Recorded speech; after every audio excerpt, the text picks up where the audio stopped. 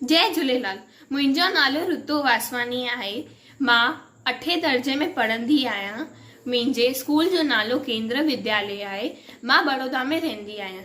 अचो त असां शुरू कयूं क्विज कॉम्पिटिशन।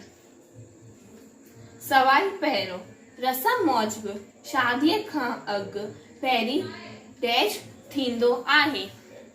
जवाब, रसम मौजब शादीअ खां अॻु पहिरीं छोकिरीअ ऐं छोकिरे जो पाण में मंगणो थींदो आहे। सवाल ॿियो, कंहिं डैश सबबु मां प्रोग्राम ते वञी न सघियसि। जवाब, कंहिं मजबूरीअ सबबु मां प्रोग्राम ते वञी न सघियसि।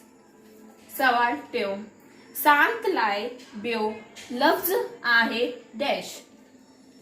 जवाब, शांत लाइ ॿियो लफ़्ज़ आहे माठ।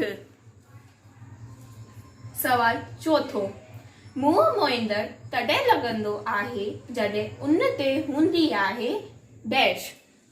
जवाब, मुंहुं मोईंदड़ तॾहिं लॻंदो आहे जॾहिं उन ते हूंदी आहे मुश्क। सवाल पंजो, हिकु पालतू जानवर आहे डैश। जवाब, मेंह हिकु पालतू जानवर आहे। सवाल छहों, सख़्त लफ़्ज़ जो ज़िद आहे डैश। जवाब, सख़्त लफ़्ज़ जो ज़िद आहे मुलायम। सवाल सतों, सियारे में सुबुह जो वण जे पननि ते डैश जा फुड़ा हूंदा आहिनि।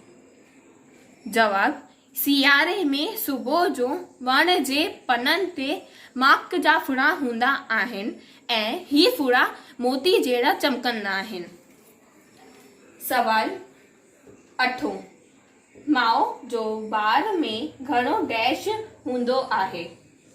जवाब, माउ जो ॿार में घणो मोह हूंदो आहे। सवाल 9, मूं डैश वारी पेन इस्तेमालु कई छो जो बाल पेन मूंखे कान वणंदी आहे। जवाब, मूं मस वारी पेन इस्तेमालु कई छो जो बाल पेन मूंखे कान वणंदी आहे। सवाल 9, महाराष्ट्र जी गादीअ जो हंध आहे डैश। जवाब, महाराष्ट्र जी गादीअ जो हंध आहे मुंबई। जय हिंद, जय झूलेलाल।